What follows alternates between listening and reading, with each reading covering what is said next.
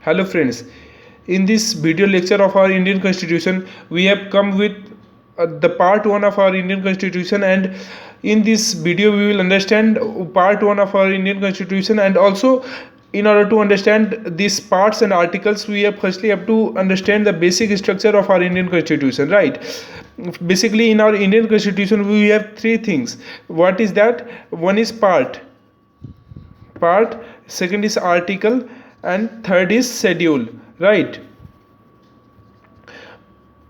Basically, when our Indian Constitution was completed on 26th November 1949, that is it is the date on which our Indian Constitution was completely drafted. On that date we have 22 parts, which was divided in 395 articles, and we have 8 schedules. It is when our Indian Constitution was completely drafted. But now, after various constitutional amendments, we have currently 25 parts in our constitution, and under this part the articles are being given, and we have currently 448 articles in our Indian Constitution. And schedules, I will explain you. We have currently 12 schedules. For the time being, we have currently 12 schedules is basically an additional details which is given in our constitution. For example, if there is something mentioned in any article of our Indian Constitution,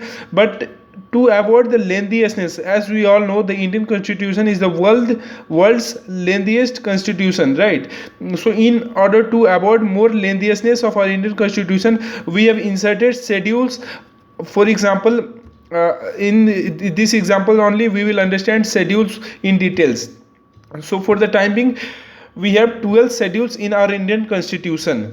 So here we are going to understand part 1 of our Indian Constitution. Under this part 1 we have 4 articles, right?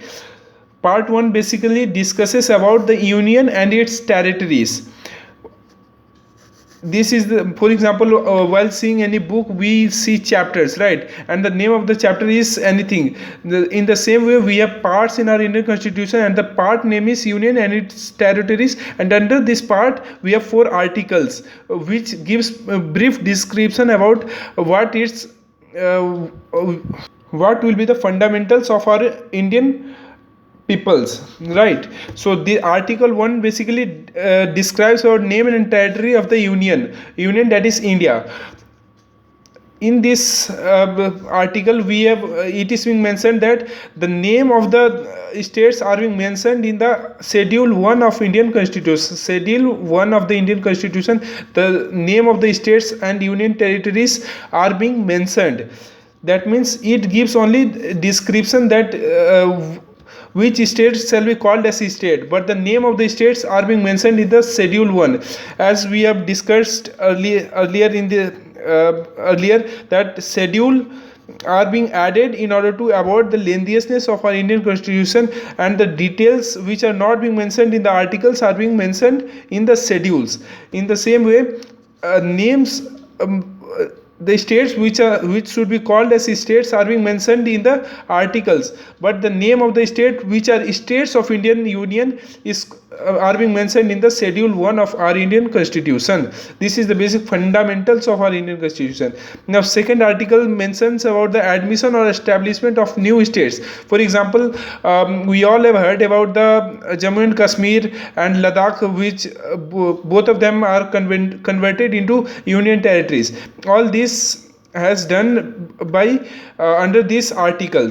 This is basic understanding of our Indian Constitution, so as to understand the further procedures of our Indian Constitution and how the parliament works.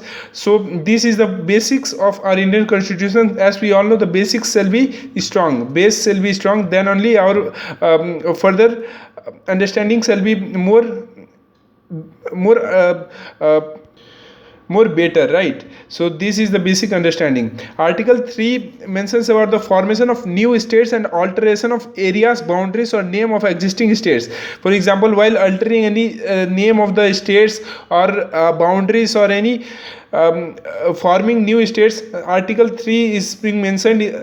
In Article 3 it's being mentioned for the formation of new states or alteration or boundaries or shifting of boundaries.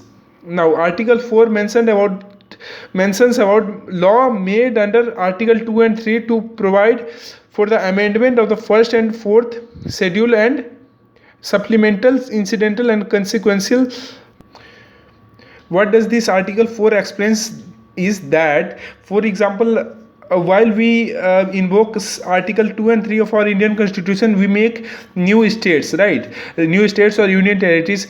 In order to get that listed on schedules, that is first and fourth schedules are directly affected because of these amendments in the states, and in order to get that amendment listed in the schedules, we have to write that in our schedules as well. So this Article 4 basically explains about what are the procedures in order to write that amendments in our Indian Constitution.